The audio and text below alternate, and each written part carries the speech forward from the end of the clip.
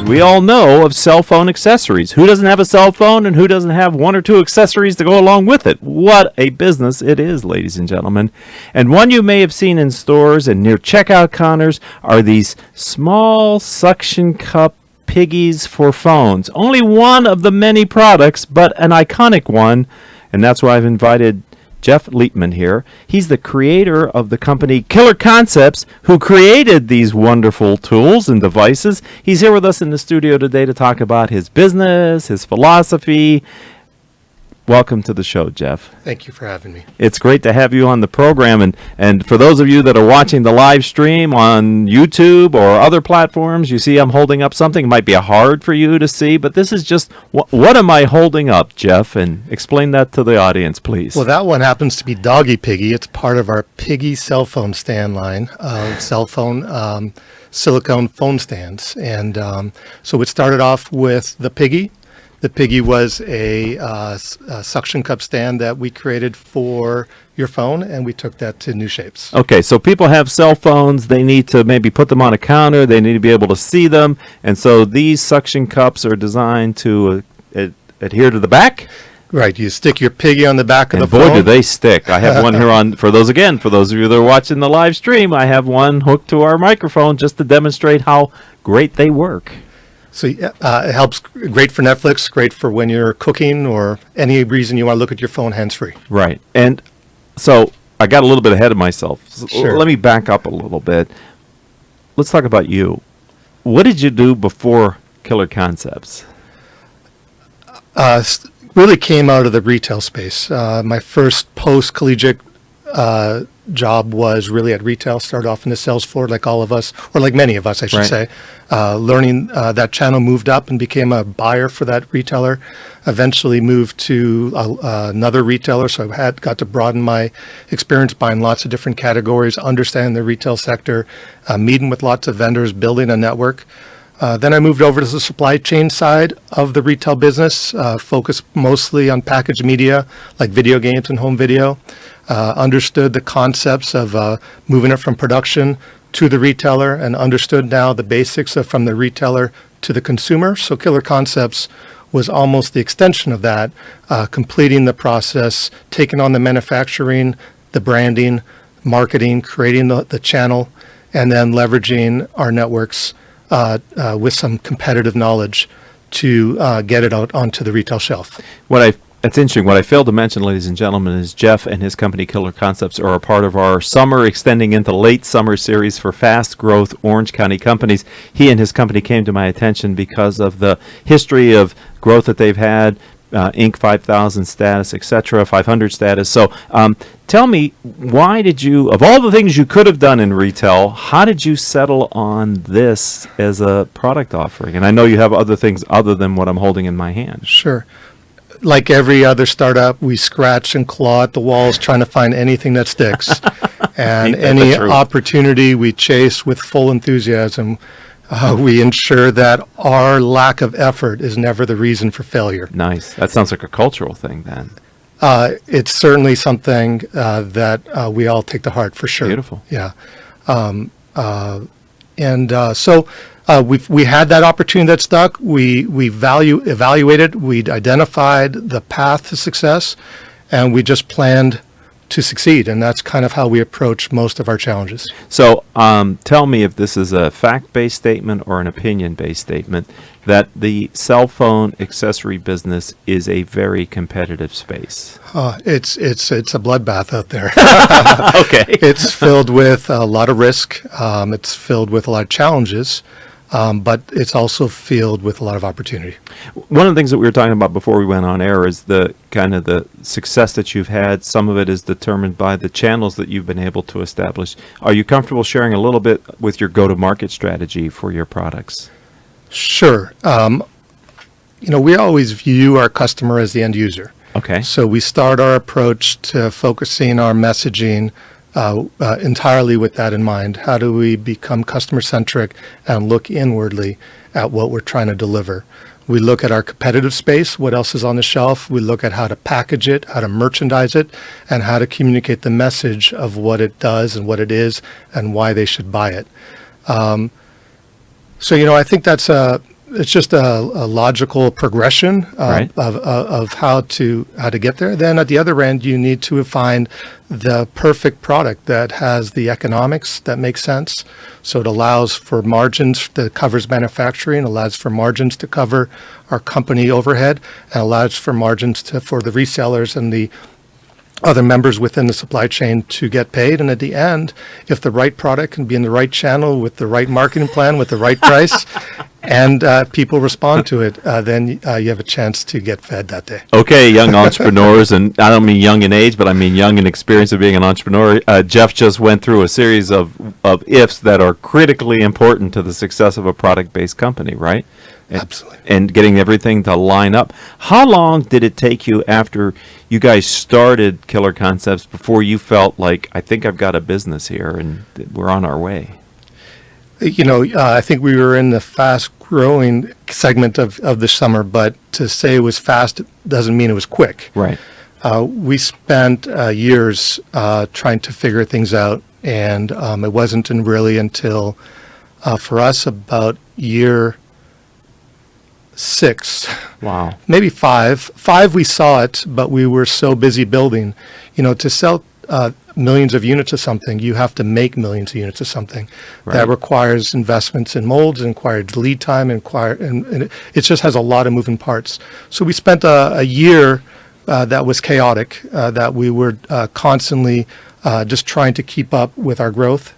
Once we felt the swell of kind of that effort, we had a moment to breathe and identify who we were, build for the future, identify really what we want to be, and then it was really about executing and trying to focus on the next phase of our growth, and so that we could still keep growing, and that's really our challenge. We're talking with Jeff Leitman. He is founder of Killer Concepts. We're talking about his products, his company. I guess because you're a part of the Fast Growth series, I'd like to ask you, if you can think about a decision or a set of decisions or something that you found and you and your leadership kind of made that has become kind of foundational, that has allowed you to have not just some growth, but the all valuable sustained growth. Sure. I want to say I co-created the company. Okay. My good friend Rick, we started the company several years ago.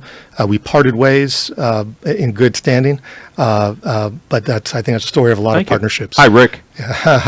So, definitely key to our foundation for sustained growth has been, it's, I guess, starting about stay super busy, right? Keep putting projects on your plate. It's so easy to lean back and ride and relax, but in a competitive space, you need to know that what's next. So we put as much on our plate as we can, as much as we can handle. We try to hire well and fill and give the right people the right responsibilities.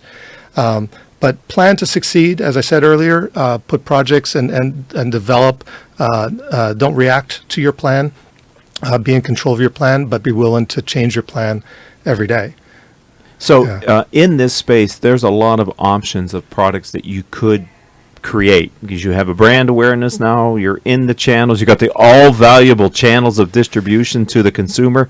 How do you decide to what to bring into your product portfolio? How broad is your product portfolio today? I guess it depends how you look at it. We're still a small company. We've got our Piggy and Friends, and then we're launching Piggy vehicles and head-ups all within the next 3 to 4 months. So the Piggy family has grown quite a bit. Okay. There's in total, I'm going to say, about 18 shapes, and creating the shapes is something that we've done with Tyler in our office. Has been and it starts off with sketching, and it's a whole process. Sure. It's a fun process. It's a very nervous process because you want to get it right. Then we've got our more higher tier accessories, which would be our flip stands and our magnetic mounts. The goal with those products is to make best in class accessories, still at competitive pricing. So we use top quality materials, make sure that they function great, and offer some great value and great feature and functionality that's not seen in the market. I guess that's one of those early things, is that you asked me about kind of what makes us different. Right. Is we feel that we have to be unique. That all of our products have to be different because commoditization is the end of our business. Yes. And so trying to innovate and try to find the gap in the market so you can seize on and hopefully choose the right ones is that challenge. I just got back from China. I come back after a few days of getting my brain on right. I'll have an all hands deck meeting with, not all hands, but most hands on deck meeting, a video conference with my team. We talk about some of the ideas we've had, some of the progress of those products and some of the new products that may have come out of that trip. And we pick our horses.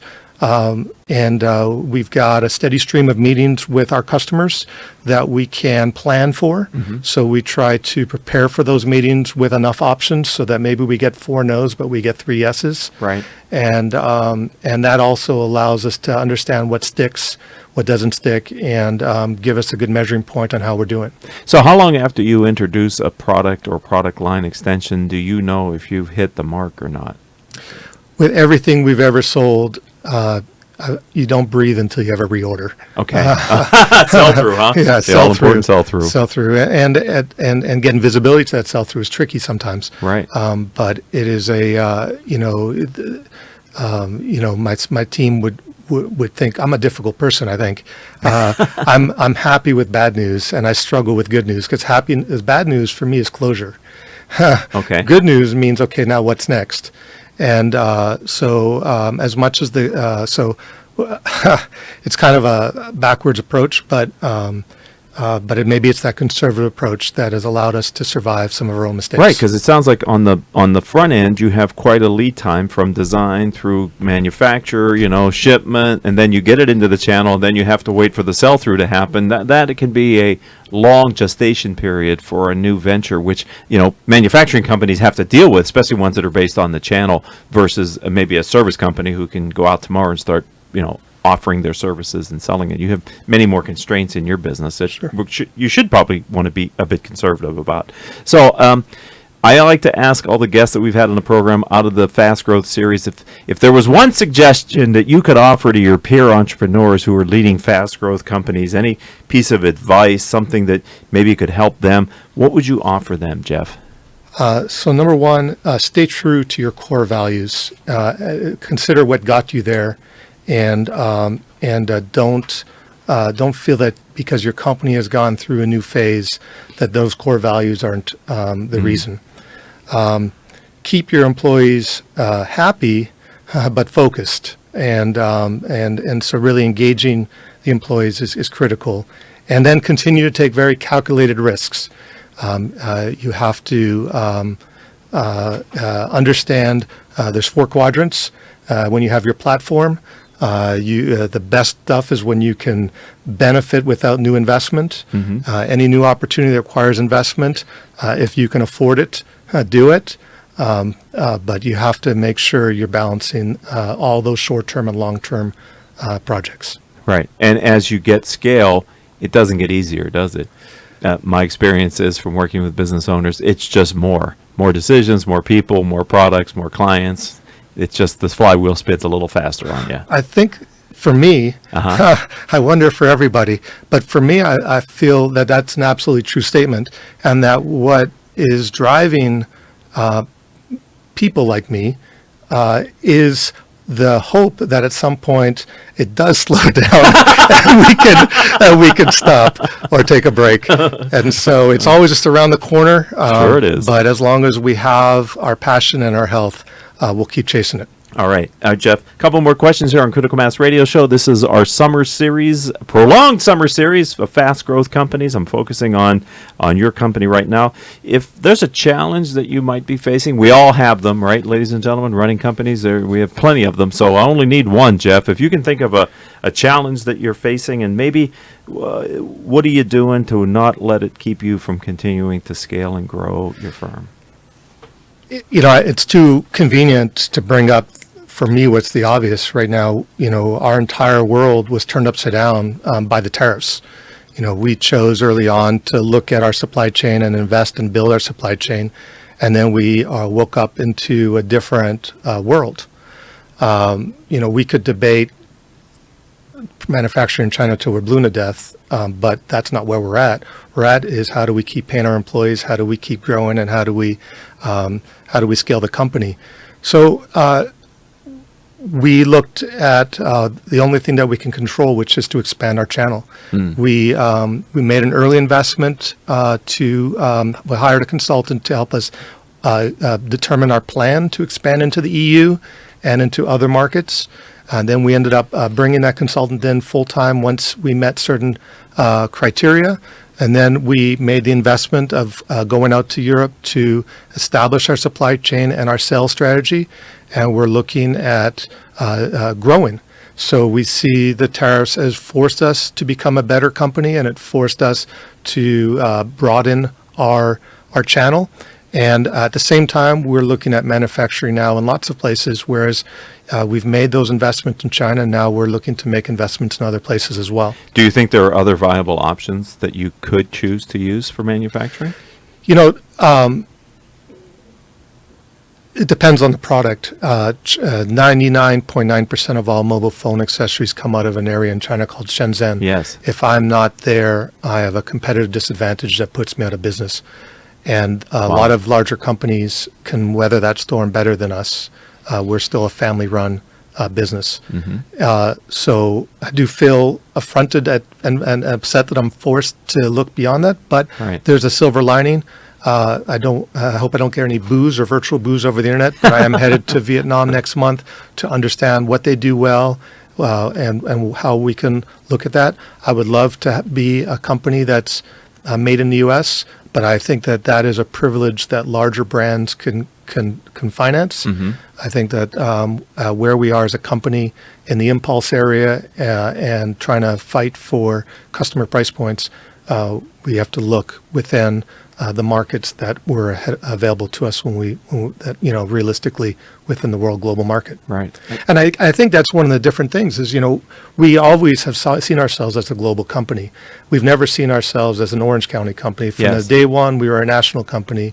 And then from day two, we were a North American company.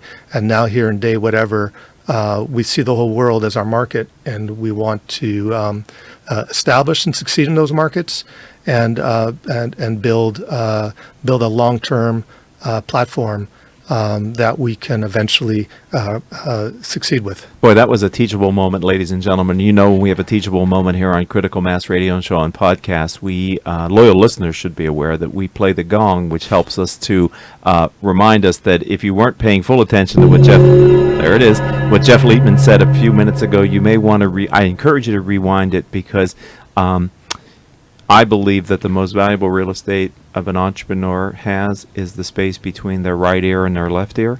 And you focus that by saying how you were a national company from day one. And that philosophy probably has served you well, sir. And now you're an international company, global supply chain. This is awesome. And you're not the first guest here on Critical Mass Radio Show and Podcast who said they're looking at Vietnam as an option. I can only imagine what the leaders of Vietnam are thinking about these tariffs, the unintended consequences. Man, we got another company coming over here to look at our plants. Let's get it cleaned up, ladies and gentlemen. I'd love to have you back on and to understand how you compare and contrast that decision, because I think it's a very important one that you're going to have to make at some point, aren't you? Absolutely. Yes. All right. We're running out of time, unfortunately, Jeff. The time is flying by. I only have time for one more question, so let's talk about the future. I'd love to have you back on the show. We'll talk about your distribution, your manufacturing, maybe in a year or a couple of years. What's going to be different for you and the firm? What's going to be different for me and the firm? Where do you see it going at Killer Concepts, sir? So we've learned so many things. We start by making every mistake, and once we have those off the table, it's smooth sailing. Right. So the future is very bright. Good.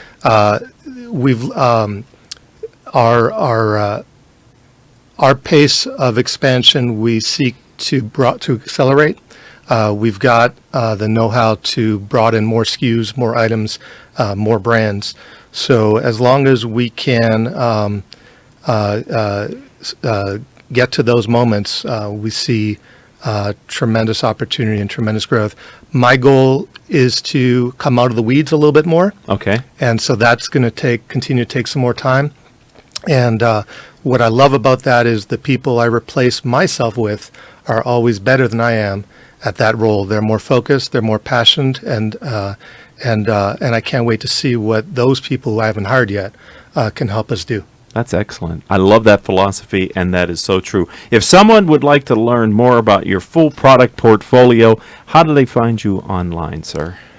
A good place to start is our website. We're at www.killerc.com, and if you want to contact us, support@killerc.com. We'll get to anybody it needs to in our company. And so if you're listening to the show anywhere across North America and shortly into Europe, because we have listeners, international listeners, you should be checking at the checkout aisles, etc., for Killer C products, for the Piggy line, right, and other products. You showed us some of the other pro-grade products that you have as well. It's all very impressive, and I'm so glad that you've been able to come in and share a little bit about your history and the company. I really thank you for your time and being a part of the community. Thank you for having me, and please keep bringing love and good karma to our company. Yes. We hope to continue to be a contributing partner of this channel. That's excellent. All right, I'd like to thank our engineer for today, Mr. Paul Roberts, as well as our three producers without whom I could not do this show every week, ladies and gentlemen. Joan Park, who's been with me for 4 years now, Crystal Nunley, 5 years, and our newest producer, Nicole Terry, who's in her first year with us, and she's usually in the studio, but today she's at class at Fullerton. So if you want to learn more about me, let's start on LinkedIn. I'm Richard Franzi, Franzi. Until our next show, I hope all of your business decisions will move your company in a positive direction. You have been